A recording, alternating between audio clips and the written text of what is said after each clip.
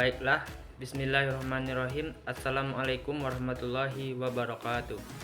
Perkenalkan, nama saya Farhan Pratama dengan NIM 2230103032. Baiklah, saya akan menjelaskan tentang pengertian bimbingan dan konseling. Bimbingan adalah membantu individu untuk memahami menggunakan secara luas kesempatan pendidikan, jabatan, dan pribadi yang mereka miliki dapat mereka kembangkan dan sebagai bentuk bantuan yang sistematis, di mana siswa dibantu untuk memperoleh penyesuaian yang baik terhadap sekolah dan terhadap lingkungannya. Pengertian bimbingan secara luas adalah suatu proses pemberian yang terus-menerus dan sistematif kepada individu di dalam memecahkan masalah yang dihadapinya, yang tercapai kemampuan untuk dapat memahami dirinya, kemampuan untuk dapat mengondisikan kemampuan dirinya sesuai dengan prestasi, potensi, atau kemampuan dalam mencapai penyesuaian diri dalam lingkungan, baik di dalam keluarga, sekolah, dan masyarakat. Sedangkan konseling adalah proses pemberian bantuan yang dilakukan melalui wawancara dan teknik pengubahan tingkah laku lainnya oleh seorang ahli atau konselor kepada individu-individu yang sedang mengalami masalah dan bermuara pada teratasinya masalah yang dihadapinya. Jadi, bimbingan dan konseling ini ialah upaya individu yang dilakukan oleh seorang konselor dalam mengoptimalkan kemampuan yang ada pada dirinya serta membantunya dalam memahami lingkungan sehingga mampu membuat keputusan dan menentukan tujuan yang bernilai dan yang bermakna. Assalamualaikum warahmatullahi wabarakatuh. Baiklah teman-teman sekalian, di sini saya akan mencoba menjelaskan bagaimana tujuan dari bimbingan konseling. Di mana bimbingan konseling itu memiliki tujuan yaitu membantu tercapainya pendidikan pengajaran dan membantu individu dalam mencapai kesejahteraan.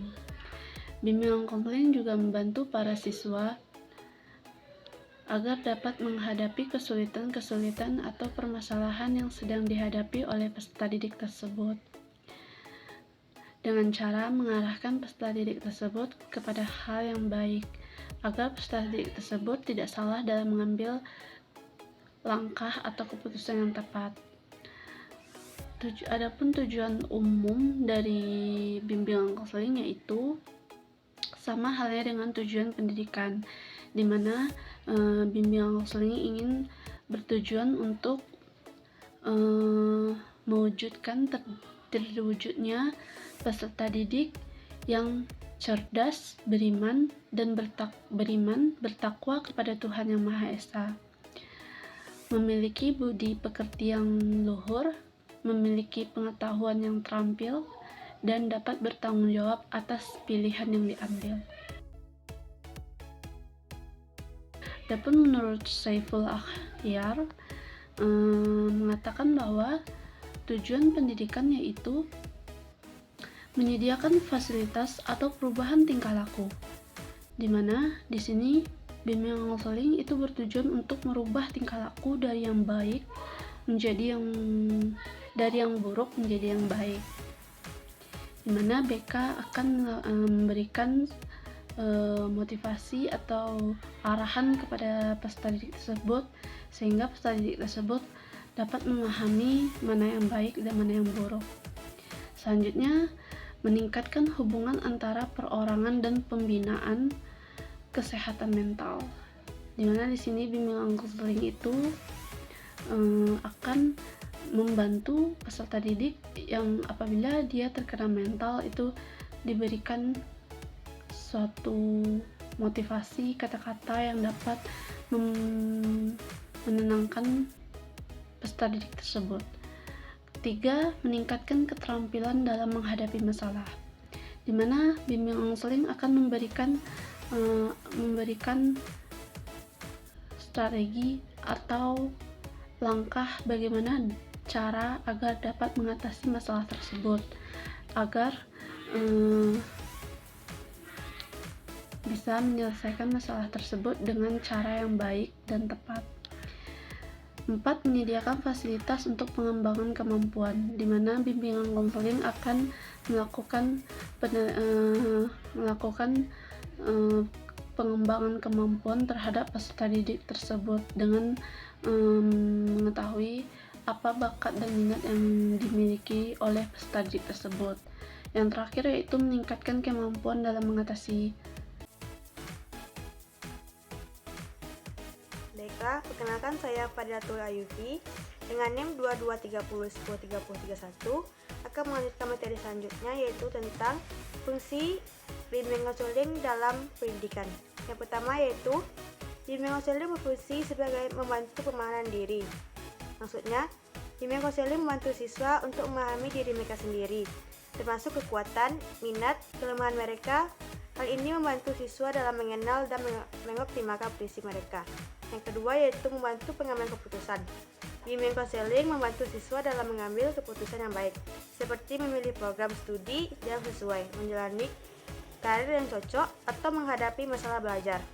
Siswa dibantu untuk mengeksplorasi pilihan alternatif dan mempertimbangkan konsekuensi setiap pilihan mereka. Yang ketiga yaitu meningkatkan motivasi belajar. Bimbingan konseling bisa membantu siswa dalam meningkatkan motivasi belajar mereka. Konselor memberikan dukungan, dorongan, dan strategi untuk meningkatkan minat dan rasa percaya diri mereka terhadap kemampuan mereka sendiri.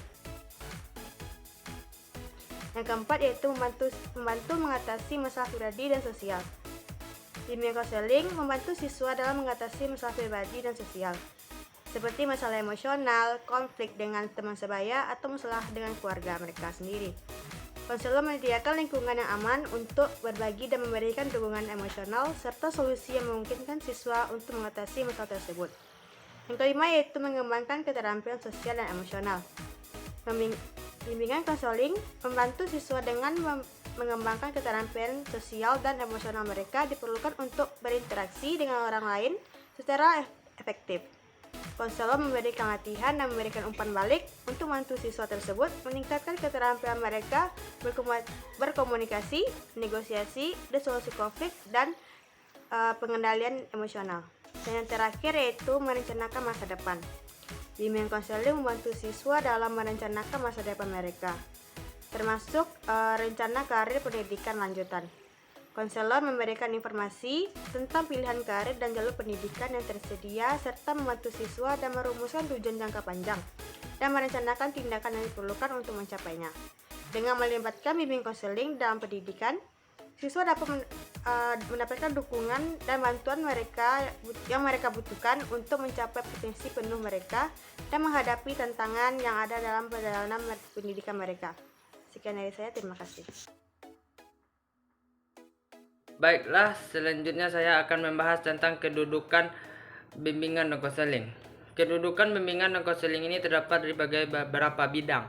Yang pertama yaitu adanya bidang instruksional dan kurikulum, yaitu bidang ini mempunyai tanggung jawab dalam kegiatan pengajaran dan bertujuan untuk memberikan bekal pengetahuan, keterampilan, dan sikap kepada peserta didik. Pada umumnya bidang ini merupakan pusat kegiatan dan merupakan tanggung jawab utama staf pengajar. Yang kedua, ada bidang administrasi dan kepemimpinan. Bidang ini merupakan bidang yang menyangkut masalah-masalah administrasi dan kepemimpinan, yaitu masalah yang berhubungan dengan cara melakukan kegiatan secara efisien. Dalam bidang ini terletak tanggung jawab dan otoritas pendidikan yang umumnya mencakup kegiatan seperti perencanaan organisasi, pembiayaan, pembangunan, tugas staf. Pada umumnya bidang ini merupakan tanggung jawab pimpinan dan para petugas administrasi lainnya. Dan yang ketiga, ada bidang pembinaan pribadi, yaitu dalam bidang ini mempunyai tanggung jawab untuk memberikan pelayanan agar para peserta didik memperoleh kesejahteraan dan lahirlah maupun batin dalam proses pendidikan yang sedang ditempuhnya, sehingga mereka dapat mencapai tujuan yang akan diharapkan. Baik, saya akan melanjutkan poin yang terakhir, yaitu tentang manfaat bimbingan konseling dalam pendidikan. Pendidikan merupakan proses yang melibatkan banyak aspek dalam kehidupan seseorang. Pendidikan tidak hanya berkaitan dengan pengetahuan akademik, tetapi juga membentuk karakter dan kepribadian individu. Ada beberapa manfaat bimbingan konseling dalam pendidikan. Yang pertama yaitu membantu siswa mengatasi masalah belajar. Bimbingan konseling dapat membantu siswa mengidentifikasi kendala-kendala yang mereka hadapi dalam proses belajar. Dengan bantuan konselor, siswa dapat menemukan solusi untuk mengatasi kesulitan tersebut, sehingga memperbaiki performa akademik mereka. Yang kedua yaitu membantu dalam pengambilan keputusan. Bimbingan konseling dapat membantu siswa dalam mengambil keputusan yang tepat, baik dalam hal pilihan karir, pengambilan mata pelajaran, maupun kegiatan ekstrakurikuler.